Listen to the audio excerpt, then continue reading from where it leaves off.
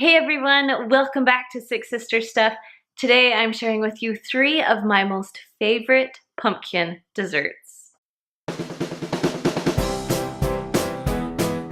So I'm Kristen, I am the second sister from SixSisterStuff.com, and today I'm sharing with you 3 delicious pumpkin desserts that are so easy to make that everyone will think that you spent a lot of time and effort making them, when really they are all so simple. Now if you're new, make sure you subscribe to our channel and then push that little bell to get all the notifications every time I post something to YouTube.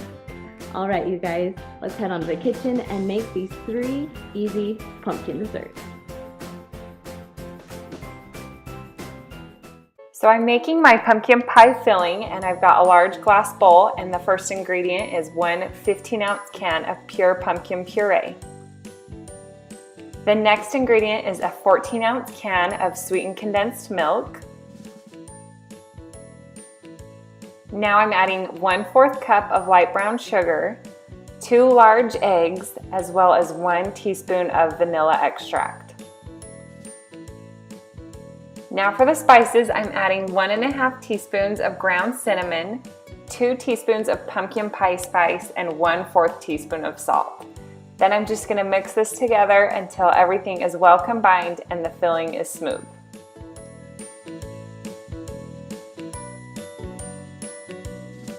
Now that our filling is done, we can pour it into our pie crust. I'm just using a 9-inch store-bought pie crust, but if you have a homemade pie crust that you love, it would work great for this recipe. And then I just put the pie on a large baking sheet, and I've cut a few strips of foil that I'm loosely covering the crust with. I don't want my crust to be burned, and so I put this on in the beginning to kind of cover it so it cooks a little slower than the rest of the pie, and then I'll take it off towards the end so the crust gets nice and golden. But you could put it on halfway through if you feel like your crust is too dark. Then you put it in the oven at 425 degrees for about 15 minutes. Then reduce the oven temperature to 350 and bake for 35 to 40 more minutes until it's done. Serve with a little whipped cream and enjoy. So first you're going to crack your eggs and put 4 of them into a bowl. Then add 1 2/3 cup of sugar. Next you're going to add 1 cup of vegetable oil.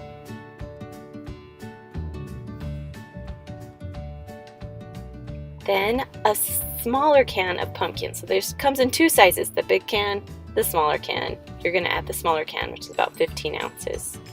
And just put that all in with the rest of it. Then mix it really well.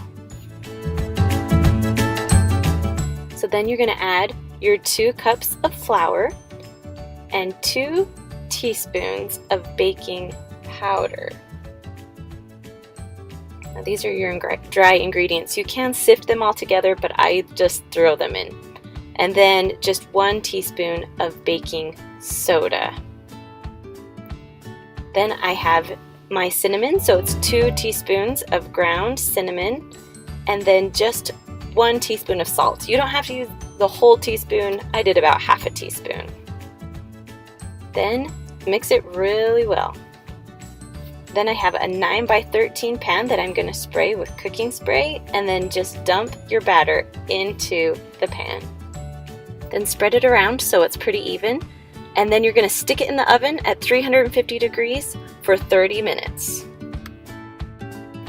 Once you're all done baking it, you're going to take the other end of a wooden spoon or a fork and poke holes in it. I like the bigger holes because then when I drizzle my caramel on top, it seeps into this cake a little bit better. Then spread the caramel around the best you can, getting it into the little holes. Now let's make the frosting. So I have a container of Cool Whip, and I use the whole entire container. Next I use cream cheese. I use not the fat-free kind because it mixes a little bit better. Then just add 2 cups of powdered sugar and mix it with your beaters. Mix it for about 2 minutes till it's nice and smooth. Then you're just going to put it on top. You want to make sure that your cake is pretty much cooled when you do this, or else it will melt down into the holes with the caramel. And then just spread it around the best that you can. Then I like to put crushed pecans on top, along with a little caramel drizzle as you're serving each individual piece. Let's get started. The first ingredient you'll need is a spice cake mix. To that, you'll add one 15-ounce can of pumpkin puree and then stir it until it's pretty much smooth. Refrigerate this mixture for about 30 minutes until it sets up a little bit and it's easier to roll. From there, spray a mini muffin tin with cooking spray or olive oil and then take about a 1-inch ball and roll it in melted butter until your muffin tin is totally full. Bake these at 350 degrees for about 10 to 12 minutes or until a toothpick inserted in the center comes out clean. They should easily pop out of the muffin tin with a fork or a spoon. Then we like to top them with powdered sugar. Alright you guys, thanks so much for joining us today. Now if you want to see more pumpkin recipes, make sure you comment below or comment your most favorite pumpkin recipe. Alright, we'll see you guys later. Bye!